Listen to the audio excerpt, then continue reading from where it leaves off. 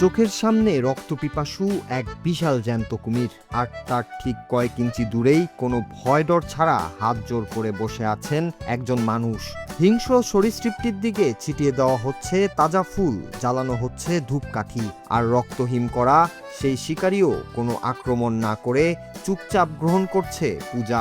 শুনতে অবিশ্বাস্য হলেও ঠিক এমনই এক গা শিউরে ওঠা দৃশ্য দেখে চক্ষু চড়ক গাছ পুরো নেট দুনিয়ার।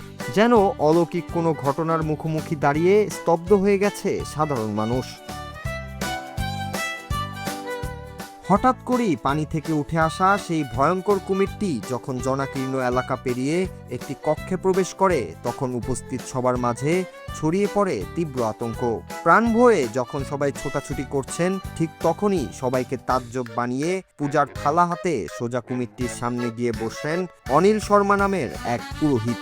ধূপকাঠি ঘুরিয়ে অখণ্ড চাল ও পুষ্পবৃষ্টি করে শুরু হয় ভয়াল সরীসৃপের আরাধনা। অবাক করা বিষয় হলো, সামনে তাজা শিকার পেয়েও হিংস্র রূপ ছেড়ে নিঃশব্দে মেঝেতে শুয়ে থেকে সেই পূজা গ্রহণ করে কুমিরটি।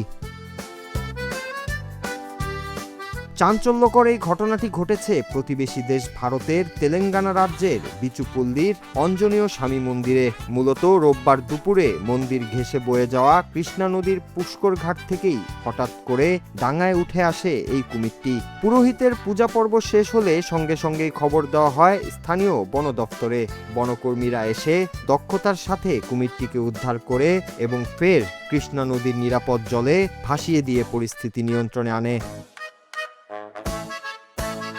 পুরো ঘটনার ভিডিও ফুটেজ ছড়িয়ে পড়তেই সামাজিক যোগাযোগ মাধ্যমে তৈরি হয়েছে তুমুল তোড়পাড়। নেটিজেনদের একাংশ ঘটনাটিকে সাক্ষাৎ দৈব অলৌকিক ঘটনা বলে মনে করছেন, আবার অনেকেই পুরোহিতের এমন দুঃসাহস দেখে নিজেদের চোখকে বিশ্বাস করতে পারছেন না। এক হিংস্র শিকারী আর মানুষের এমন অবিশ্বাস্য মেলবন্ধনের রহস্য নিয়ে এখন আলোচনার ঝড় উঠেছে গোটা নেট পাড়ায়। Noor Raju, Bangla TV news desk.